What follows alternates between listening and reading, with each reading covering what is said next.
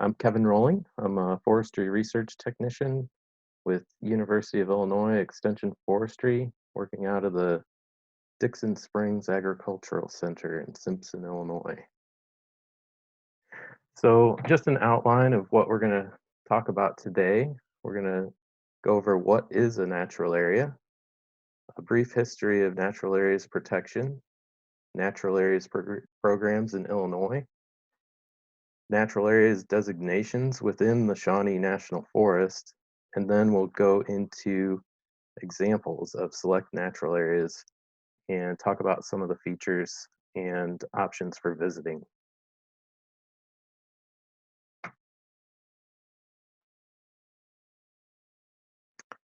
So, what is a natural area? So, in broad terms, it is a protected area that harbors natural communities. And generally speaking, human influence and impacts are limited in those natural areas.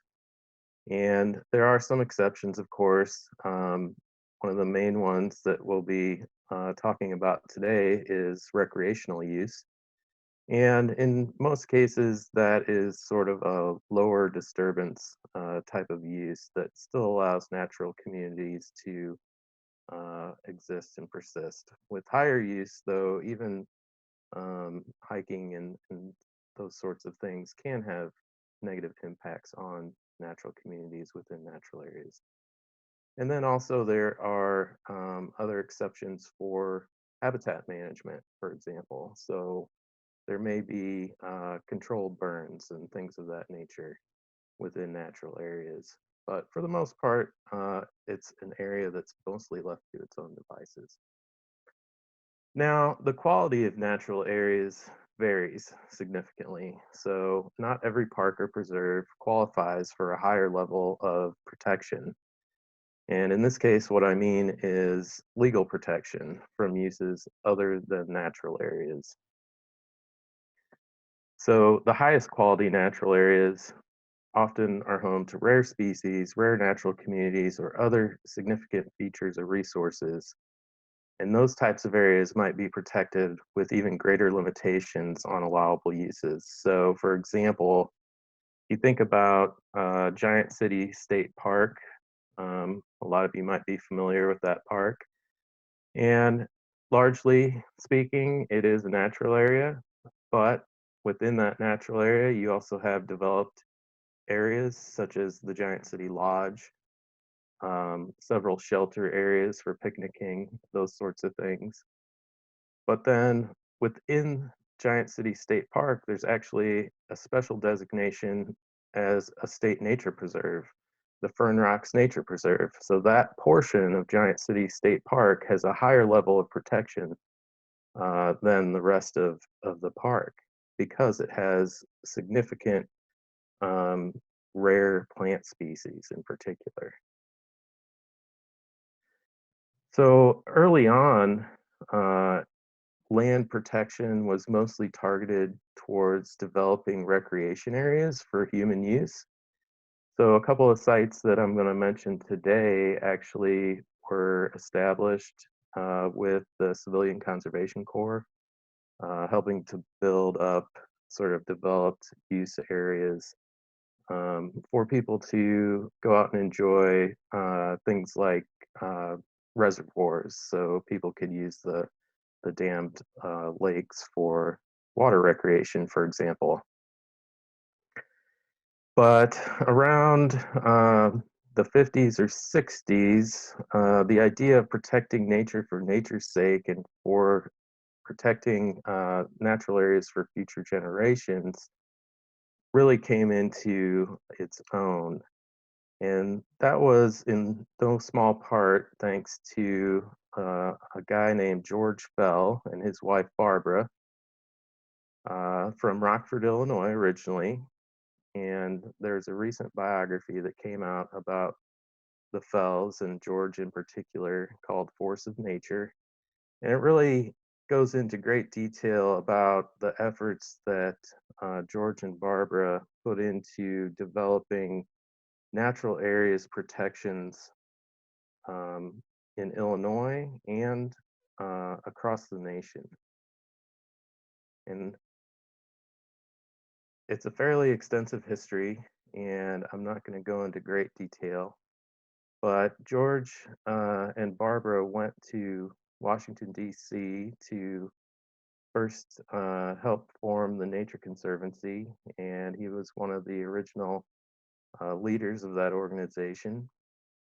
And again, without going into too much detail, George was known for his tremendous passion and drive um, for the land preservation activities that he was involved in, but he was also known to be pretty stubborn and could be difficult to deal with. So a lot of these organizations um, and laws that George helped to pass ended up kind of forcing him out of the way and um, allowed other people, maybe with more political savvy, to end up in those positions. But just wanted to mention this individual because of his tremendous impact in the world of natural areas preservation. So, in addition to the Nature Conservancy, which is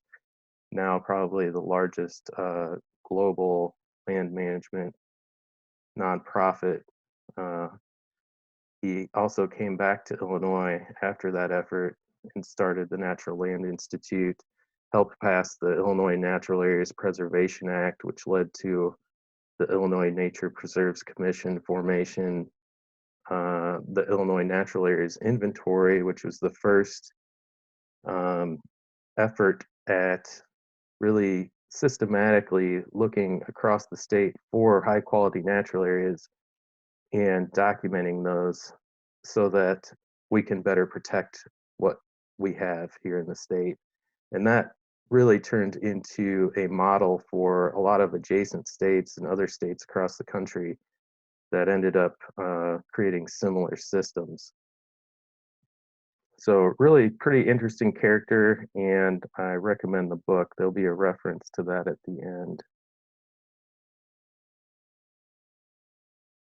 So, to get in a little more detail about natural areas protection in Illinois, um, so back around the early 1970s, the Illinois Nature Preserves Commission was formed, and that brought in this um, system for protecting in perpetuity the highest quality natural areas across the state.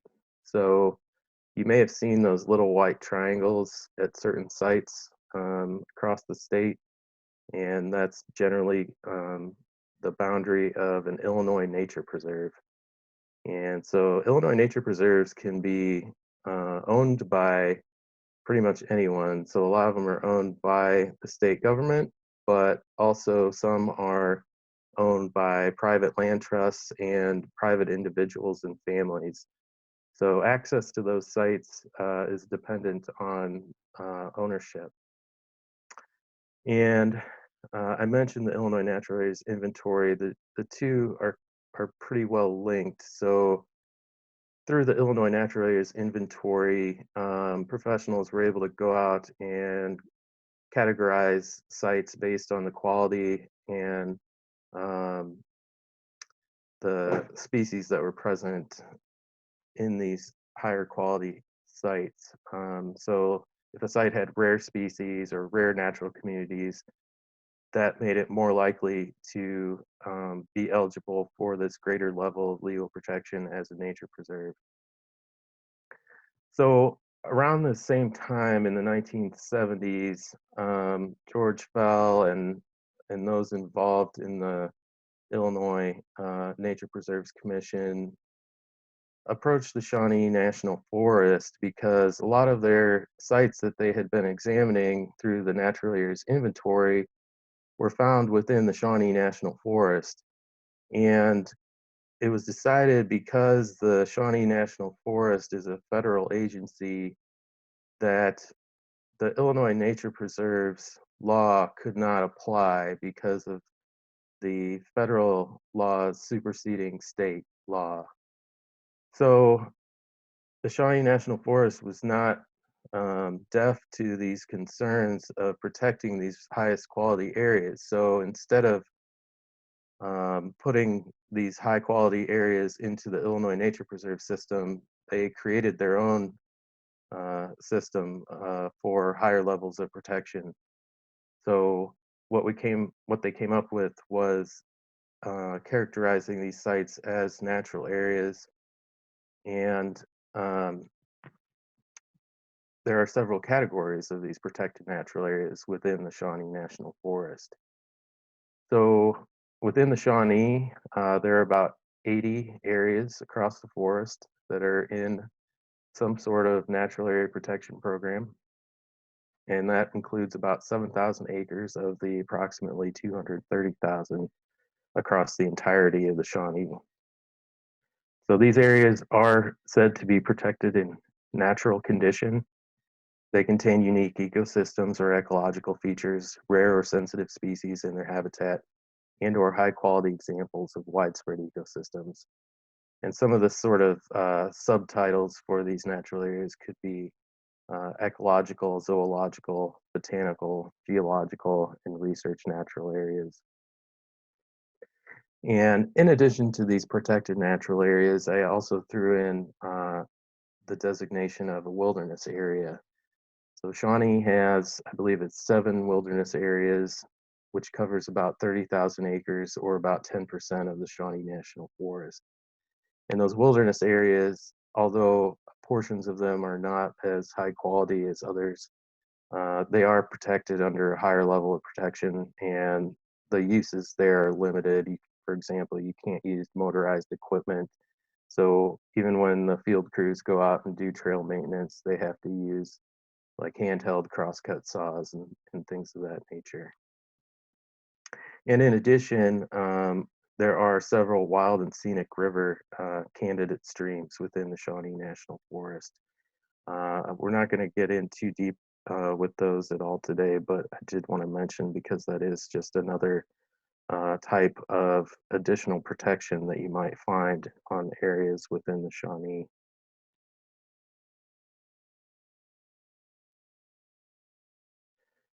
So before we jump into the different sites, it is useful to consider the natural divisions that are found in southern Illinois. Across the state, there are 15 different natural divisions.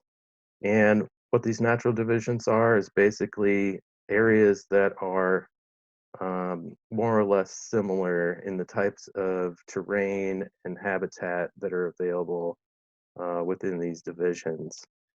And in southernmost Illinois, we have 4 main natural divisions. And starting from the west and going to the east-ish, that brown area to the left of the image there is the lower Mississippi River Bottomlands Division.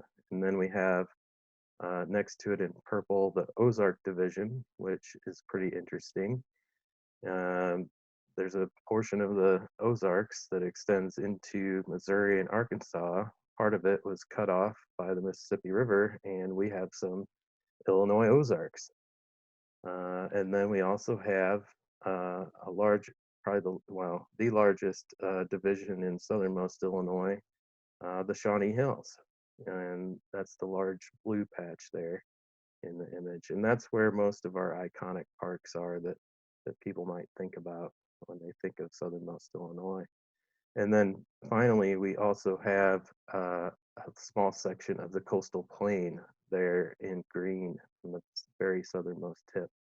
And that division um, is actually an extension of an ancient sea, and you can find species there that are similar to what you might find in Louisiana and South Texas. So we have the cypress swamps from around the Cache River area in that division. So it's something to think about as we go through the sites here, which natural divisions and influences each of these parks has. So I did decide to break the sites up into a few different sections. So we're going to start out in the Western Shawnee area, and that's just a a natural geographic break that I made up, so it's not actually any sort of official designation. So the natural divisions that will come across in the western Shawnee area includes the lower Mississippi River bottomlands and the Ozark Division and portions of the western Shawnee Hills. Some of the closest towns include Carbondale, Murfreesboro, and Anna Jonesboro, and it includes sites such as the Little Pine Hills, Otter Pond, and the Little Grand Canyon.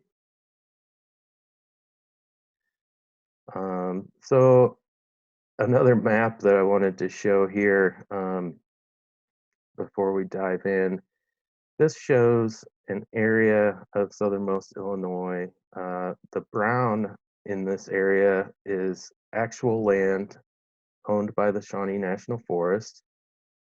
The gray is the authorized purchase area for the Shawnee National Forest. So within that gray area on the map, the Forest Service is able to try to purchase additional lands for the Shawnee National Forest.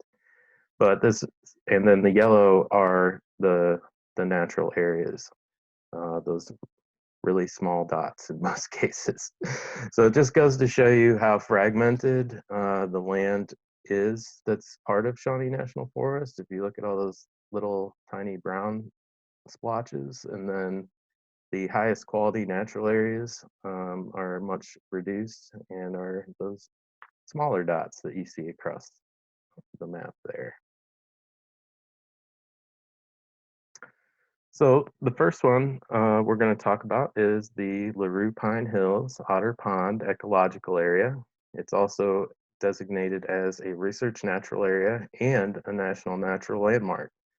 So a lot of these designations kind of overlap with other programs. So this was the 250th research natural area established on the U.S. Forest Service in 1991. At the time, it was a little bit smaller, but right now it encompasses 3,600 acres. So this is one of the largest of the designated natural areas on the Shawnee. And it consists of 14 natural communities with over 1,350 species of plants and animals, which is just incredible. And when we look at the site, we'll talk about why that is, why there's such a high diversity at this site. It is one of two places in the state with native naturally occurring shortleaf pine in Illinois. And it also holds the Snake Road, the famous Snake Road that's closed to vehicles in March through May and September through October in order for snakes to cross the road and migrate from the swamps into the bluffs. And a quote that I saw from the Forest Service that I liked, one of the most unique areas in the world. And there on the bright red star is the general location. And then the Forest Service does have a series of brochures on some of these more popular sites that we're going to be talking about. And this is one of them. So this map came from a Forest Service brochure, and I have links to those at the end of the talk if people are interested in checking those out. So this site does have two natural divisions involved in the protected area. So on the west side, I don't know if you can see my pointer or not.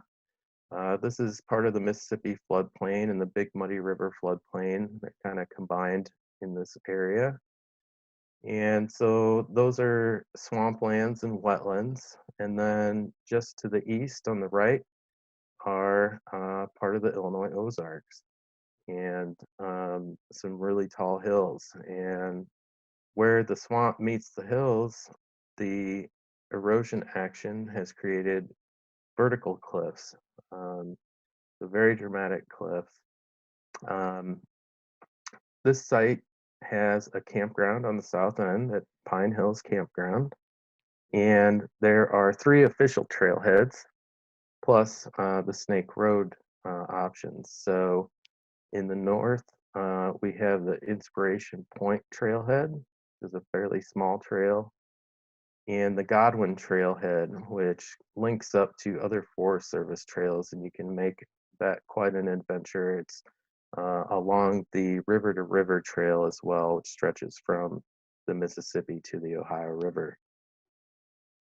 On the south end, there's the White Pine Trailhead as well, which leads from one of the upper parking spots along the Pine Hills Road all the way down to the Pine Hills Campground, and also links up with some additional Forest Service trails.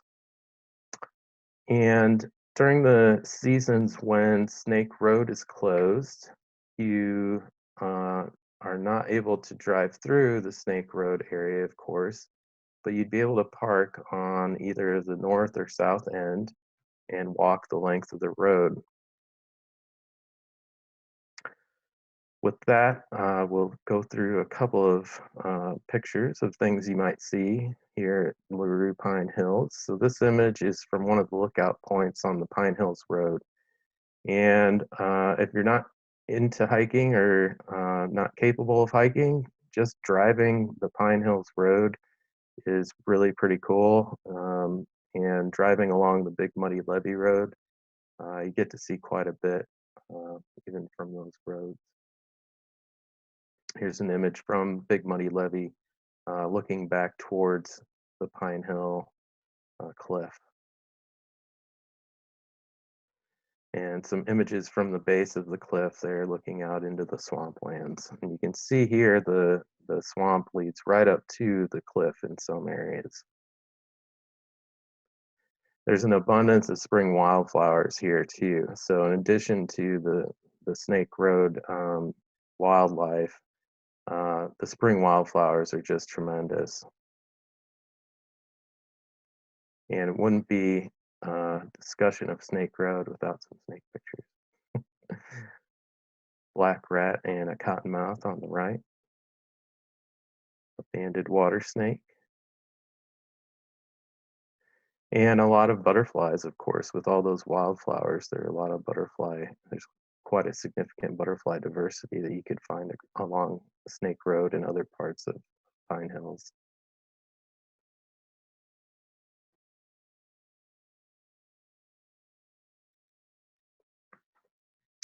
So with that, we're going to jump into another site, another iconic site of the Shawnee National Forest, the Little Grand Canyon, Horseshoe Bluff Ecological Area, and National Natural Landmark. This is another fairly large natural area, around 1,000 acres. And the natural communities you'll find here include upland forest, hill prairies, sandstone outcrops, and an extensive floodplain. It's pretty similar in a lot of ways to the LaRue Pine Hills area, with some exceptions. Seasonal waterfalls, large sandstone overhangs, and towering beech and sycamore trees in the floodplains.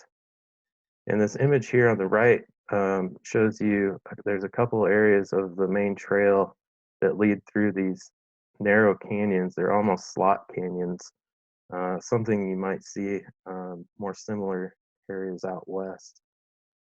This and other areas are havens for the neotropical migratory songbirds in the spring and fall. And if you are into birding, man, right now is a great time to be out there. There are a lot of warblers singing, and this would be a great spot to check out for them.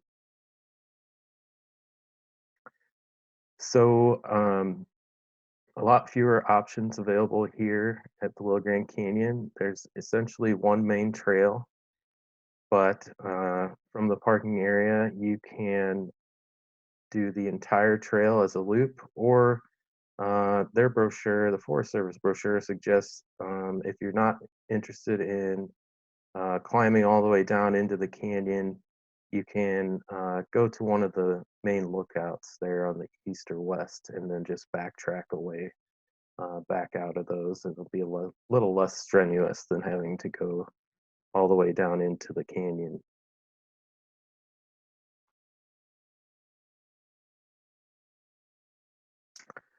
One thing I will mention, after a flood, sometimes the area in the bottoms can get a little overgrown and the trail can be kind of difficult to follow.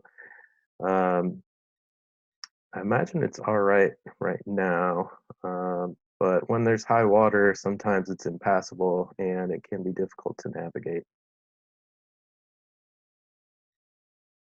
Salamander that we found along the trail, interesting rock formations,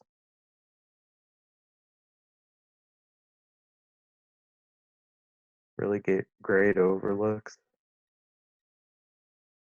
One of my favorite areas.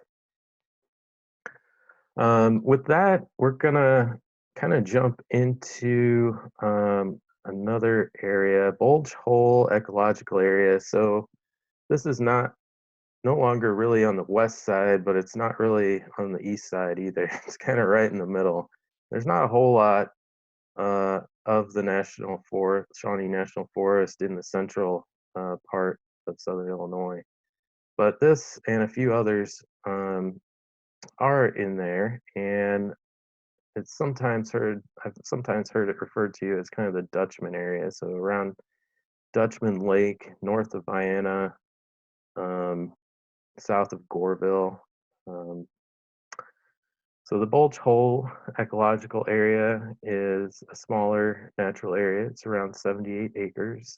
Again, it harbors unique sandstone cliff communities with dry and mesic upland forests. And one of the cool things about this site is that if you go there after rain, there are several intermittent waterfalls, and some of them can be quite dramatic after a good rainfall. And then, kind of the star of the show is a very deep shelter bluff here. It's so deep that it remains dark enough that sometimes you'll find bats back in the recesses of the shelter bluff. So here's kind of the overview map of where that one's located. It's just east of the interstate and just east of Dutchman Lake here. And because this site is not really one that is intended for recreational activities, there are no signs along the roads for this site. And you really probably should have the GPS location to navigate to the parking spot for this. And I have it listed here. And there are a couple of web pages I found online with additional directions that you could probably find. But it's along Bowman Bottom Road, and there's the GPS there. And we'll be posting this online so you can refer back to it if you missed the location. So because there are no real official trails here and uh, not really good signage either, I really kind of got in depth with the description of how to access this one. So here we have a map with the parking area, parking site on the roadside there, the red star. And then you'll follow an old Forest Service road to the west there in the red. And then the blue line that I drew in kind of loops around and loops back into the hollow that has the main shelter bluff and the Bulge Hole. Um, for additional exploration, I do recommend going out and checking out some of those side hollows. That's where you'll find some of the other intermittent waterfalls just to the north and west of the trail that's outlined here. Here's an image looking out of the Bulge Hole. We had a group out there to check it out.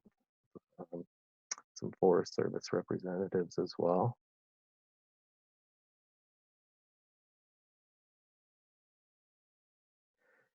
And like I said, there's not a whole lot there in that central Dutchman area. So the next area we're gonna review here, some sites, is the Eddyville area. This area is generally south of Harrisburg and is pretty much entirely within the Shawnee Hills Natural Division. Includes numerous natural areas, a pretty extensive trail network, and multiple recreation areas. This part of the forest also sees a lot of equestrian use, and in the springtime, that can be an issue when we have heavy rainfall. Sometimes the trail conditions are difficult if you are hiking. This year might not be as bad. We haven't had as significant a rainfall as in some past springs, so the trail conditions should be a little better this year. And here we have some of the sites that I include in this kind of general Eddyville area: Jackson Hollow, Burden Falls Wilderness, Bellsmith Springs, and Lusk Creek Canyon, and there's many more. To start out with, we'll go with Jackson Hollow Ecological Area. And this is another site that is not really advertised for recreational use. So it's another one where you might find the GPS location useful. It's right across the road from another ecological area, the Fink Sandstone Barrens. And it's just west of the Jackson Falls area where a lot of people might be more familiar with that site because of its recreation area. But a lot of the rock formations that you'll see in Jackson Hollow are similar to the ones that you'd find in the Jackson Falls area as well. And houses hosts some rare plants such as the filmy fern and French's shooting star, generally around the Eddyville area again. So that parking spot here is symbolized here by the red star. It's also that sign that you saw in the first picture is along the Trig Tower Road, and you basically can park along the road right near that sign and dip down into Jackson Hollow. So I included here a map of the Jackson Falls area just for your reference. So you can see the Jackson Falls area to the east and the trail system there, but what I'm talking about right now is the Jackson Hollow natural area that you can kind of see in that tan up to the left or the west. And there are no official trails in Jackson Hollow. What I found to be the most fun was to kind of follow the bluff line to the north or the south. And in addition to following the bluff, you could there's sort of an informal trail. I think it's more of a historic trail. Um, and it's still pretty visible, kind of right through the middle of the hollow. So what I like to do is kind of follow one of the bluff lines down from the parking area towards the creek, and then follow that informal trail back up to get out of the site. And there's just some incredible rock formations in this hollow. Really impressive shelter bluffs. Just a really neat place to visit. And then Little Bay Creek to the east is kind of that's sort of my goal, to reach that creek and then turn back when I go out there. And that will bring us to our next site. Next one I have here is the Burden Falls Wilderness Area. So this is the only wilderness area I'll mention today. This is a large area of 3,775 acres, central hardwoods with some pine plantations. This is another one with no official trails, but there is a developed parking lot, a very small one, albeit. Uh, and then right off of the parking lot really is the series of waterfalls that you can basically just walk from the parking area down into those falls. And you do want to be very careful here. The people do slip and fall at this site fairly frequently, so be careful. This is a very large area though too. I do want to emphasize that it's not just the waterfalls. Here's a map sort of the larger Burden Falls Wilderness area.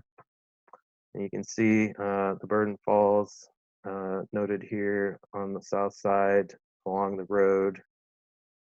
But I do want to mention, went in with a group not too long ago up to the northeast at another parking spot along Burden Falls Road.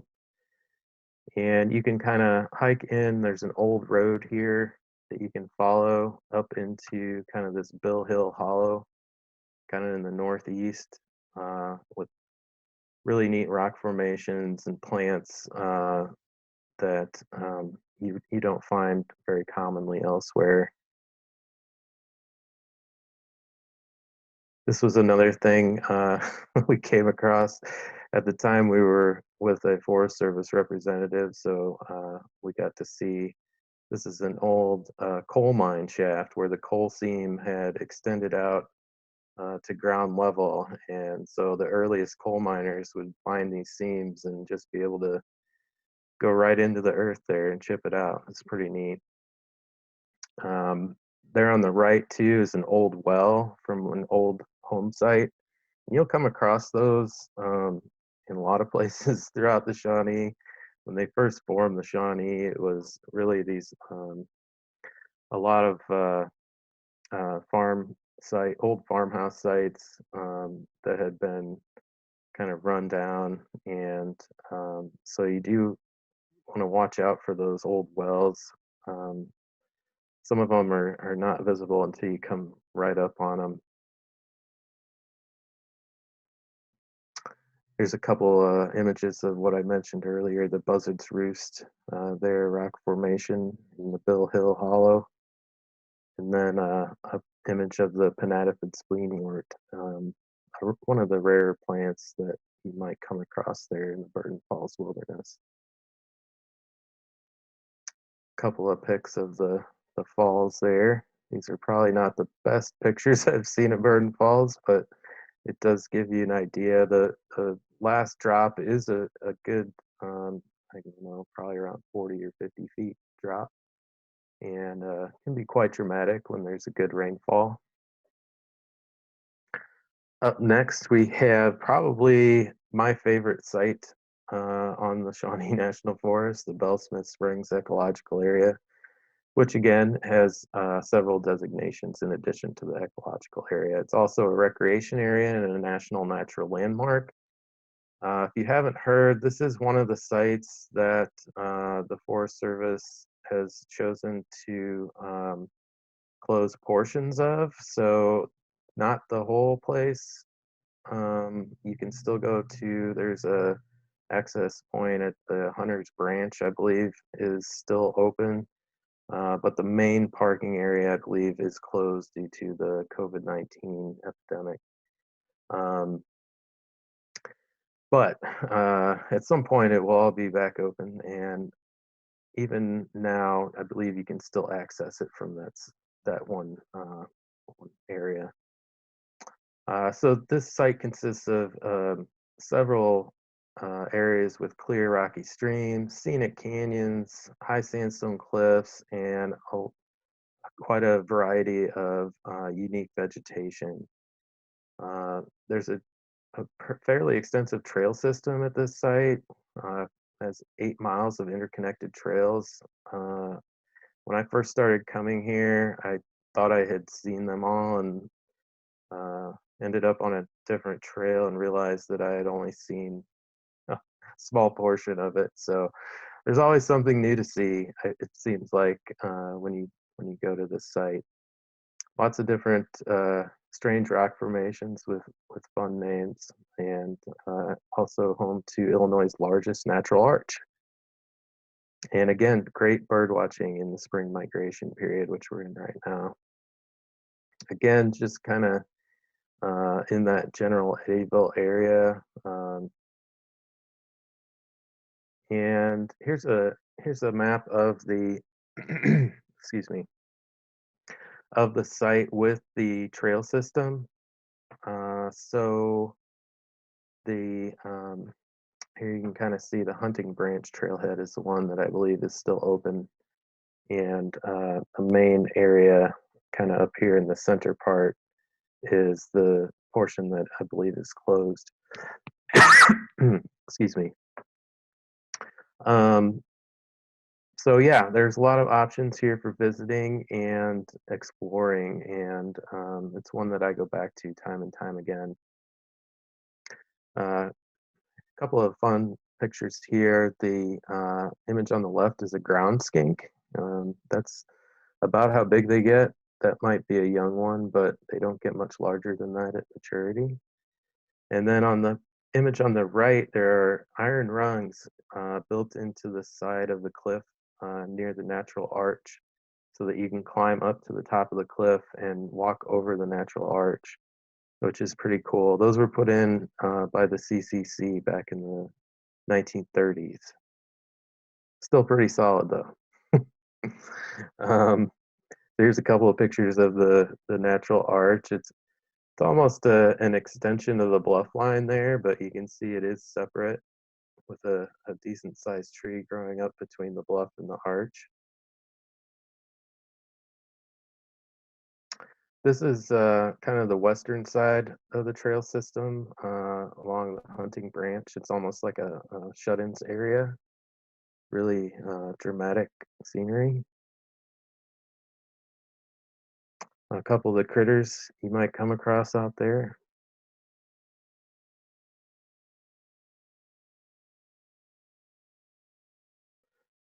Really something to see during any season.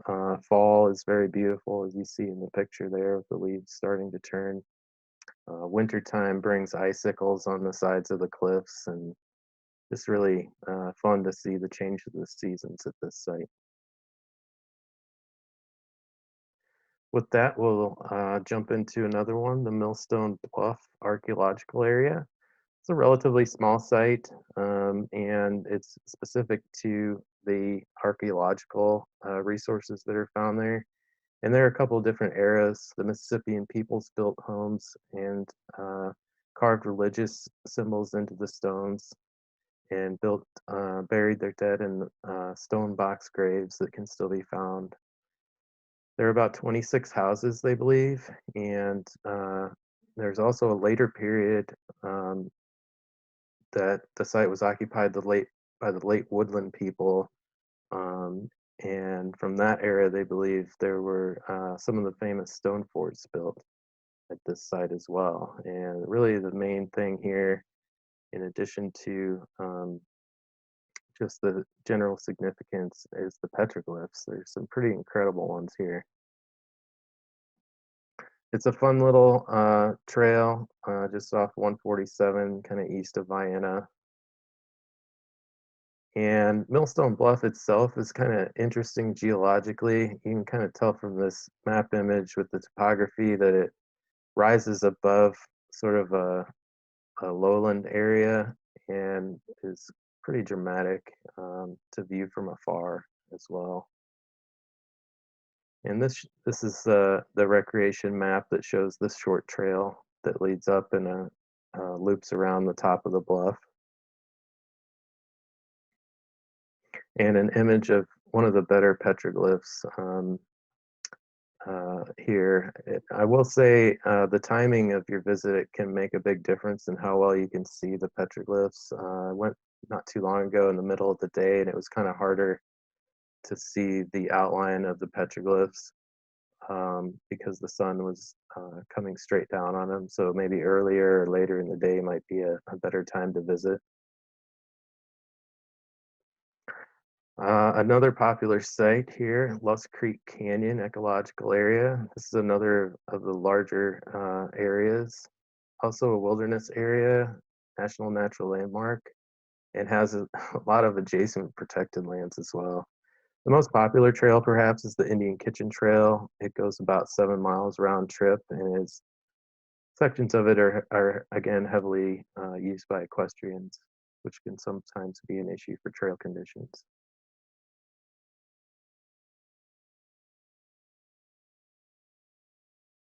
And just to kind of highlight the network of trails in this area, you can see that it can get fairly complicated. I know folks that have gotten lost out there, and this would be a good site to have available a GPS and or map and compass.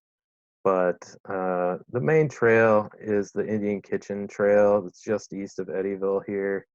Um, Basically, most people will do just go in and out from that trail. In that case, it's pretty straightforward. But if you're going to do any additional exploration, you might want to consider map and compass or other resource to help navigate.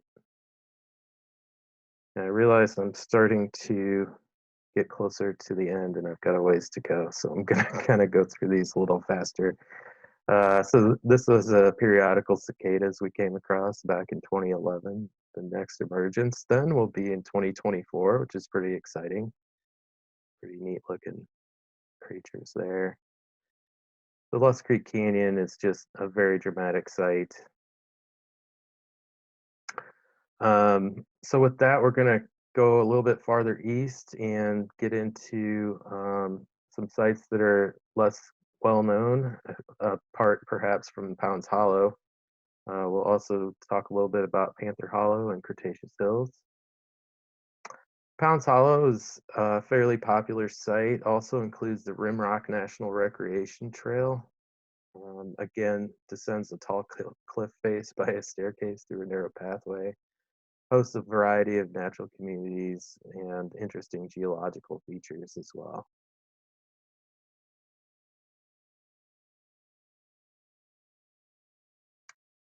So here you can see the Pounds Escarpment. This higher elevation area is where the Rimrock Recreation Area is and the Ecological Area.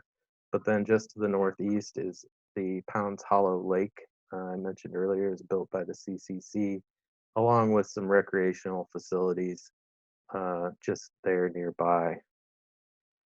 And the Forest Service has a couple of recreation guides for both of these sites. So this is a good resource that shows kind of the hiking trails you can actually hike from the Rimrock Trail and the ecological area up to the Pounds Hollow Lake and back. Pretty dramatic site. These last couple are more remote than probably any of the others that I have spoken about today. Panther Hollow, and I say not Panther Den because that's one that people are more familiar with generally. And they share some characteristics, but Panther Hollow is a site that's extreme east, also are actually pretty close to the Ohio River. Has a lot of sandstone cliffs and outcroppings, and then there's an additional hollow that leads into Panther Hollow that is broader with exposed sandstone. Has a lot of uncommon and rare species, and is fairly rugged with no official trails. This is another one you'll probably want to have a GPS with you if you decide to explore. You can see it there far east. And here's kind of the closer up of the site. Here with the red star is where you would park along Jamestown Road.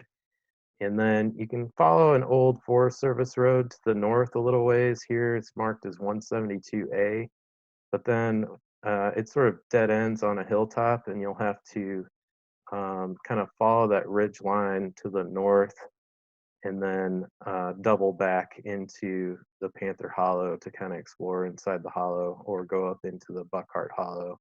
And there are areas that this extends into all the way over to the Ohio. I haven't gone into those parts of the area myself yet, but it's another one that I want to get back to and explore some more. We did come across a racer snake out there at one point. And the last site I'm going to mention today is the Cretaceous Hills Ecological Area. This is the extreme southeast of Illinois.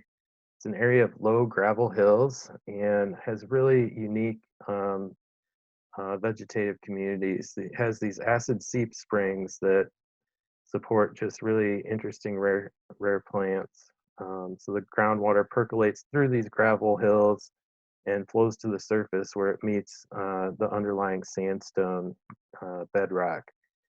So just really quite the variety of orchids, mosses, and ferns, some with huge 4 foot long fronds. But again, this one can be difficult to navigate, and I actually cheated a little bit. And this site is a state site, Cretaceous Hills State Natural Area, um, because this is probably the easiest way that I know of to kind of navigate there. The Forest Service portion of Cretaceous Hills Ecological Area is actually located to the south and west of uh, the state site that's pictured here. But I did include a GPS location for the access point to the state site, and you would be able to navigate through the state site to access the National Forest portion.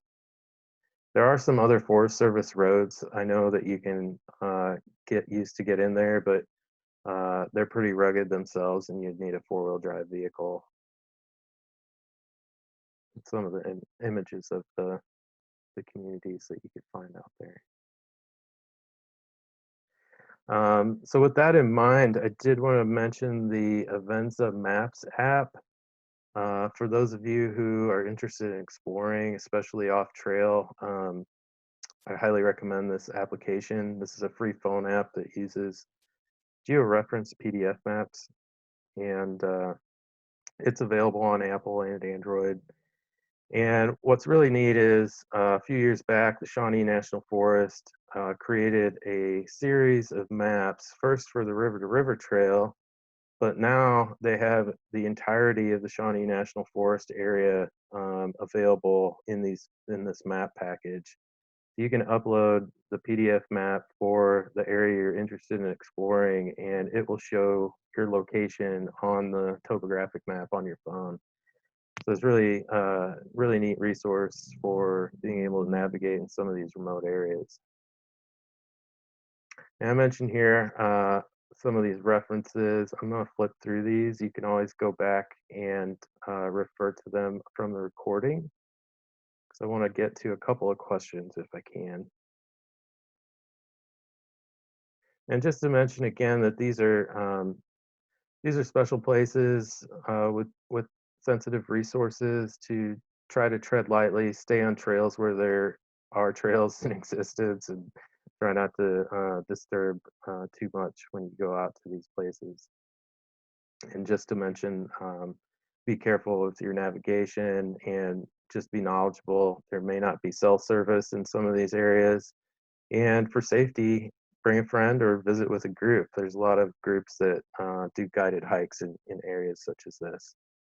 And finally, just a link to our recordings website. And if you have further questions after the webinar, feel free to shoot me an email or give me a call. Thanks, everybody. Well, with that, we'll start taking a couple of questions.